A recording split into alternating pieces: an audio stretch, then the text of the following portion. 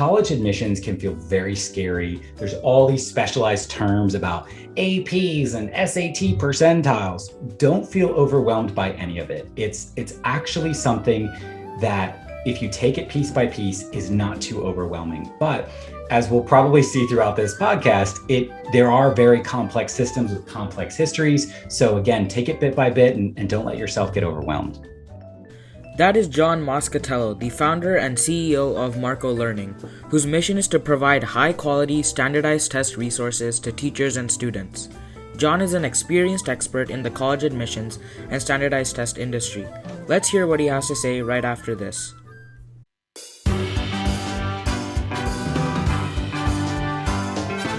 This is High School Not So Much a Musical, a podcast that takes you on a ride through the peaks and valleys of a high school journey. Here are your presenters, Nitin Jaladanki and Ayush Agarwal. Nitin, do you want to start off with the first question for John? Yeah, I can go ahead and get us started. Our first question for you is, absent standardized testing, what do you think that the college admission system would look like? Because it obviously wouldn't be the same. And what categories such as grades and extracurriculars do you think would be weighted more heavily? So that's a really great question. And by the way, thank you both for hosting me. This is really exciting to be here with you. I've been in the world of standardized tests for a long time, 19 years. I spent 16 years at the Princeton Review, spent the last 2.5 as the founder and CEO of Marco Learning.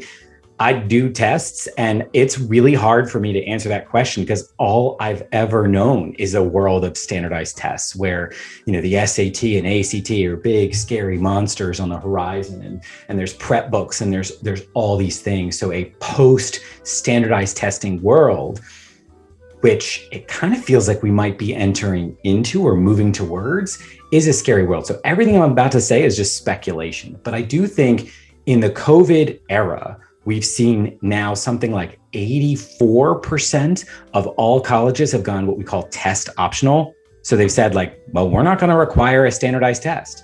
And what they've done during this time period is put more emphasis on grades, more emphasis on extracurriculars.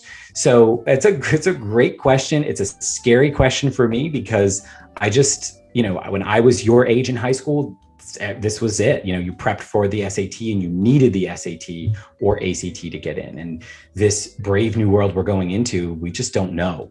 I think the one thing that college admissions officers have been saying very loudly to all of you students out there is do not stress about taking an SAT with a mask on in the pandemic. They care. Colleges have cared about your safety. They've cared about making this easy for students. One thing that's really interesting as we think about this post-standardized testing world, post-SAT and ACT world, is that a lot of colleges who were test optional before the pandemic stayed that way. Almost every single college before the pandemic, and there were something like 900 of them that did this, when they went test optional, they stayed test optional. So will these new 1,000 colleges that went temporarily test optional stay test optional? That still remains to be seen. Yeah, I think that makes a lot of sense because if you look at the trajectory, if a lot of colleges are going test optional right now, it's highly likely that they might, even consider going completely test optional in the future. But when a college goes test optional, and a student still submits a standardized testing score on the college application, how much do you think that colleges actually weigh that score?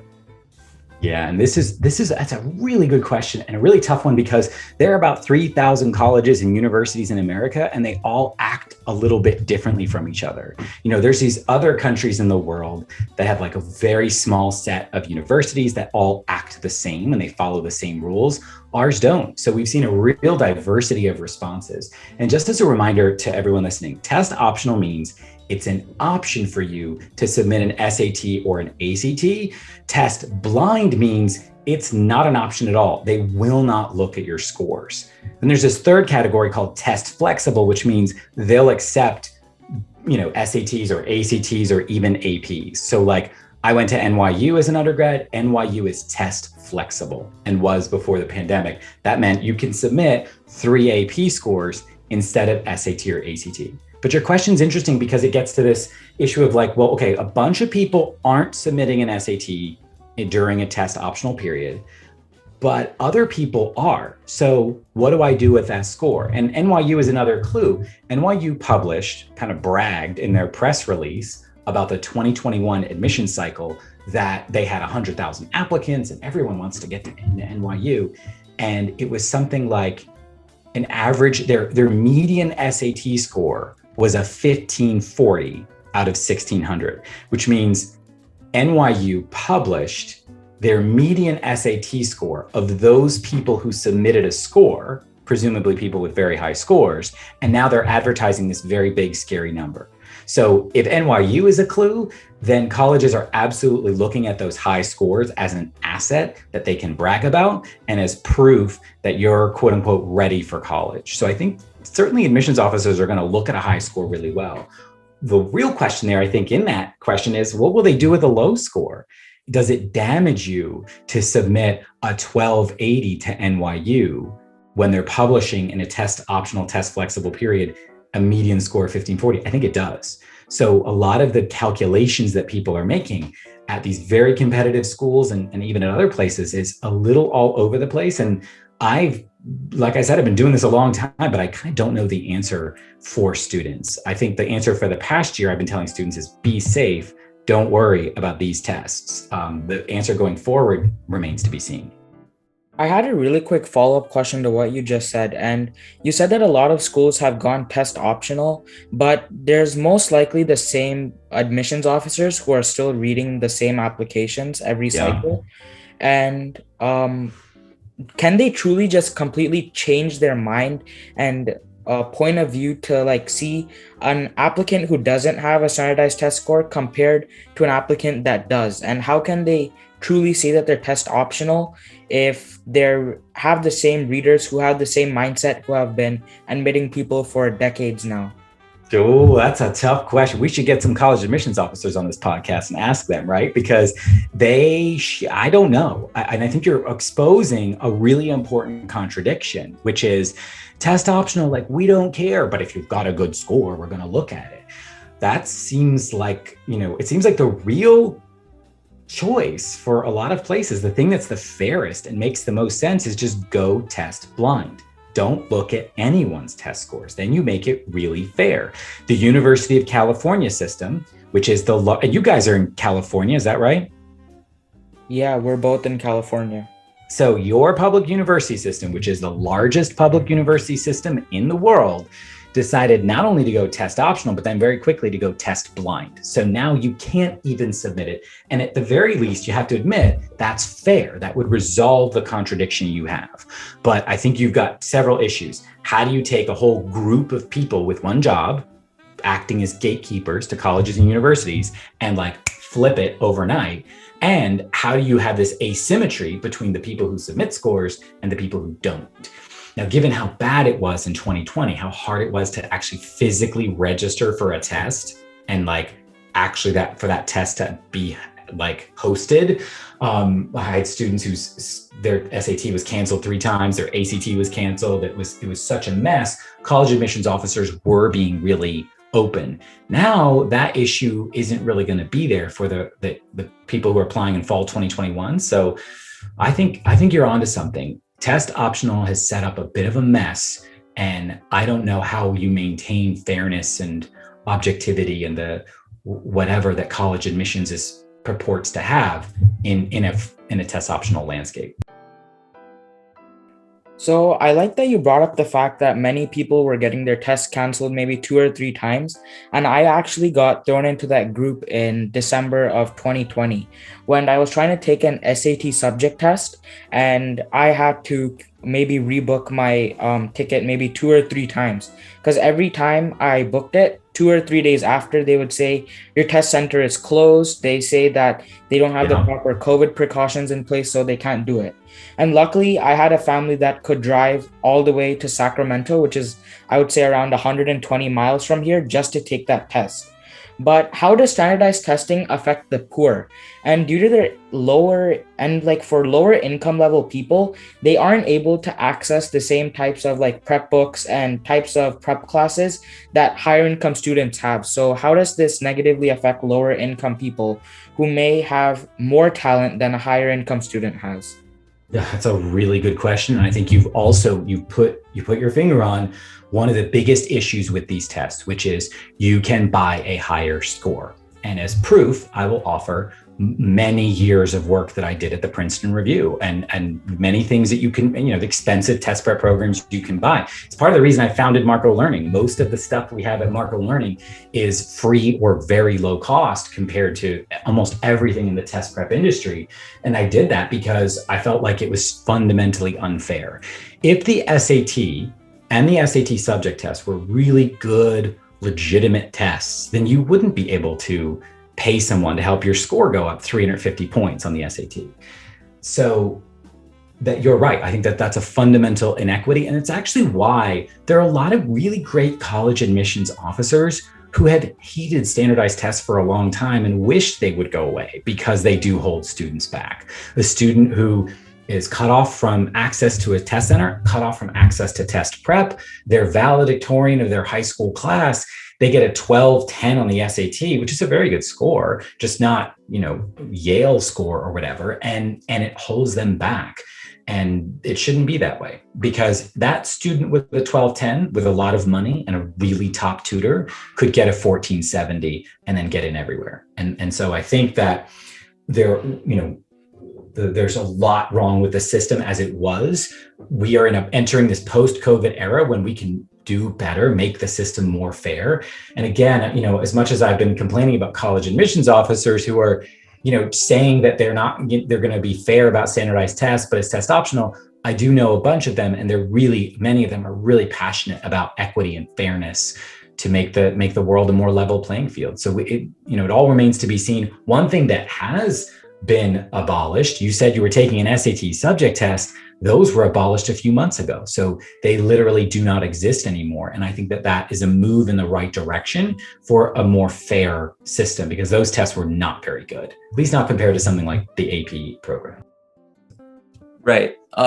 Yeah, I totally agree with you that standardized testing does have a negative impact on the poor, because they obviously aren't able to access the same level of resources, test prep, etc., that the rich have access to. But specifically, even if the poor do get lower scores on standardized testing, maybe they get a 2 or 3 on an AP test instead of a 4 or 5, or they get like a 1100 or a 1200 instead of a 1400 or a 1500 on the SAT. Do colleges take that into account in any way? And to what degree do they take it into account? Like, do they say, oh, well, this person got a lower score, but I do understand that they're poor, so I'm gonna use some sort of systematic calculation to put them on the same level as a person who got a higher score, but they're also in a higher income bracket? How do colleges compare those two types of applicants? So the prerequisite question to that question is, how do colleges know how rich you are? And there's a few different ways actually that they can, if they're interested in that question, they can figure it out. There's a box in the Common App that says, are you applying for financial aid? And if you say no, that means you and your family are willing to pay the full $60,000 a year or whatever of tuition at the college. So those students, and sorry, there's officially a lot of colleges that are need blind and don't pay attention to that. There's a bunch that do, and they'll see you as a full paying student and treat you a little bit differently and see you as an advantage because, well, the student who needs financial aid may not come. So there's this, it's weird how it, in a certain sense, you can say, okay, this student comes from a situation where they're the first generation, they're the first person in their family to go to college. They grew up in a district that was really poorly supported with government funding, or they faced a lot of adversities and they overcame that. That's really great. But there's also this other reality, which is there's students who maybe even aren't that great of a student, but they have the money to kind of to push them over the edge. I mean, think about it this way. College admissions is one of the only things in the world where people beg to pay $200,000 to someone else, right? It's kind of like the real estate market right now in this crazy period where like people are desperate to like buy a house. Please, can I give you hundreds of thousands of dollars for this house? That's what college admissions is like. You're begging these top institutions to pay them a ton of money. But very many colleges are really in financial constraints and they're looking for anyone who will pay anything. So that's that advantage for the rich. But then in terms of your actual question, which is like, what are they doing to support students who have financial need? There was an attempt by the College Board. It got very controversial for something that was called an adversity score. I think the Wall Street Journal called it, but it was really an attempt to just contextualize a student's score, that this student's coming from a really struggling public school system with no support and did this well. That should be celebrated. So it's a very interesting dynamic and an interesting question. There's no one size fits all answer to this, but again, very many people in the college admission space are trying to make it as fair as possible to remove those advantages for very wealthy students and to support students who don't have those natural advantages, whose application isn't backed by thousands of dollars of support, is maybe one way to frame it. Maybe the final thing I'll say about this is there's this other thing going on. A lot of people talk about affirmative action or advantages or disadvantages. There are some baked in advantages for very wealthy people. If you saw that Netflix documentary on the college admissions scandal, a lot of those people were trying to buy their way into colleges illegally, but there are legal ways to buy your way into college. A $10 million check that buys a library will often buy a seat for a student who's applying. A student whose family can afford $110,000 a year of very fancy support for, let's say like, I don't know, polo or like squash, like these very fancy sports that people play. They fly all around the world for global competitions. That is something that takes money to get to. We're about to see it at the Olympics. There's some people who are Olympians because their family sacrificed everything to get them there. And there's other people who have a lot of money behind them to get those sailing lessons.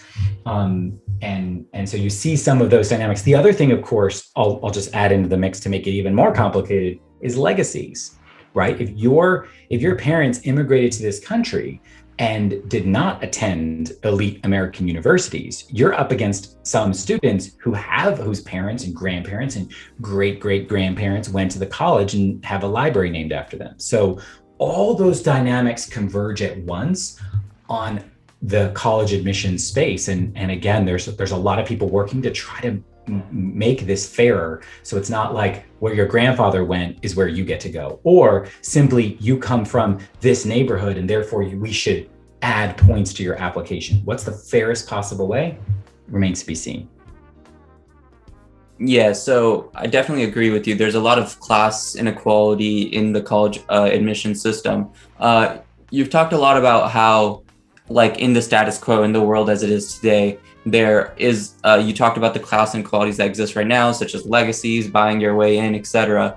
I remember in the last call we had, you were talking to us a little bit about the history of standardized testing, how it started off as an elitist program for white male prep schools in the 60s or in the 50s. So do you mind expanding a little bit on that, talking about the history of standardized testing and the class inequalities it has had in the past? Yeah, and in fact, that specifically is about the AP program, right? Which was this very narrow program for elite prep schools and colleges in the 50s and 60s, and has since expanded to supporting like 3 million students a year.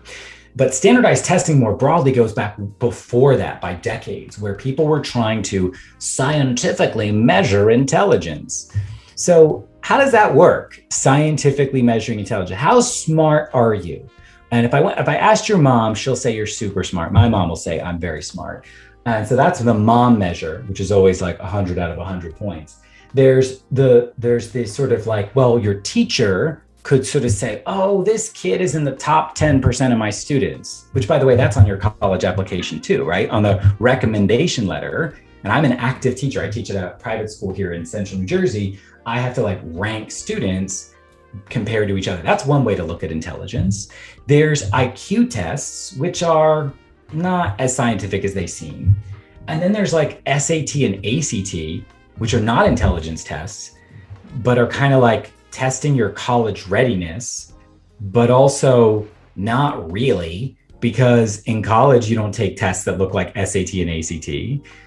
And also not really because the SAT and ACT don't necessarily add that much new information that I don't already have from your teacher and your transcript, not your mom. They're too biased. So looking at your transcript, looking at your teachers, I get a lot of information.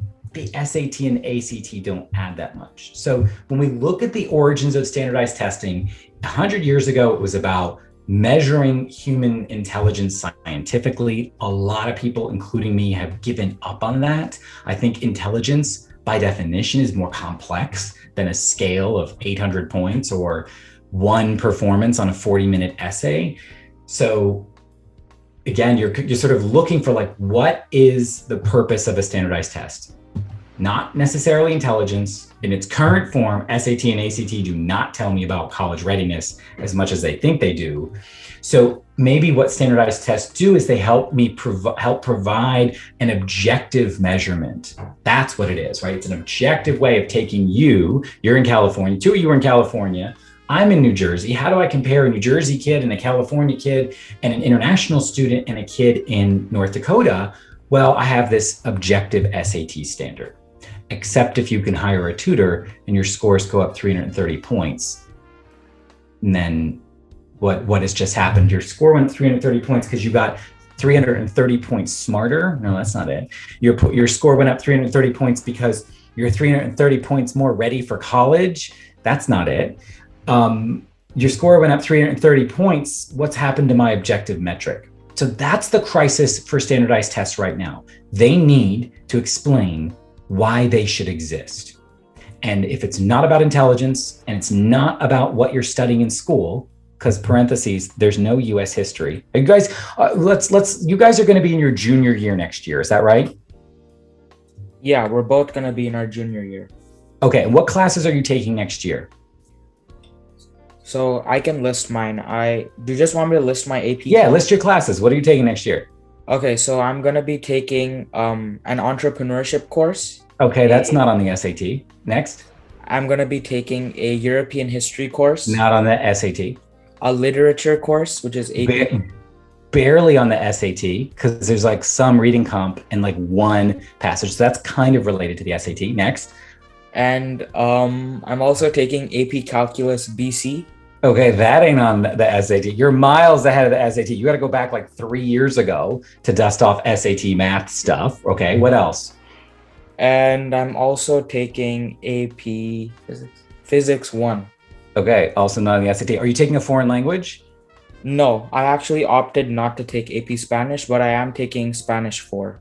Okay, so Spanish 4 is also not on your SAT. So Nitin, that's a great example of like, you are going to spend your most important academic year, the last full complete year for your college application, taking a bunch of courses that have nothing to do with the SAT. So this is where AP comes in, and AP is really quite different, right, from SAT, because actually you mentioned a lot of AP classes. Those will have a standardized test at the end, and a lot of people know, like, you can't wing it on AP Calculus BC. I know, because I'm a test prep tutor, and I haven't gone near calculus in 20 years, and no, it would be a 1 for me. It's take out my TA 84, cry, and get a 1. So you can't fake it on AP exams, and that's why AP, the question hanging over standardized tests is really, is the AP program going to remain the dominant program? Because just a story that a lot of people have missed in recent years is the largest standardized testing regime in human history by a mile is the AP program. It's bigger than SAT and ACT combined. The AP program, on the eve of the pandemic, there were 5.3 million exam registrations. In a typical year for SAT and ACT, it's under 2 million each. So the AP program is poised to really replace the old standardized tests that have nothing to do, like we went through that list of your classes, like they have nothing to do with this stupid test, they do have something to do. And here's the thing, if you can accomplish 5s on your AP exams, 4s and 5s, it's going to be really hard for an admissions officer to say, this kid isn't ready for college. So I think that's kind of the answer to this question. And something we're going to see is, can the College Board position the AP program to replace all those old stupid standardized tests and move past its origins? The AP program, again, came from a few prep schools and a few white male students and is now much more for everyone. Like what you just listened to? Well, you're in luck. This is part 1 of a 2-part series with John Moscatiello, where we will discover and uncover the hidden secrets behind standardized testing and the college admissions process. Next time, you will find out the guaranteed formula to get you into your dream college. Sounds pretty good, right? Well, tune in next time. Thank you so much for joining us on our first episode of High School Not So Much a Musical. And a big thank you once again to John Moscatiello. That's our show for today. Now roll the credits. High School Not So Much a Musical is hosted by Ayush Agarwal and Nitin Jaladanki. Narration by Samhit Padala. Music from Louis Luong Relaxation Cafe, Tune Pocket, and Infraction. If you like this show, please recommend it to your friends and family. Thank you for listening and see you next time.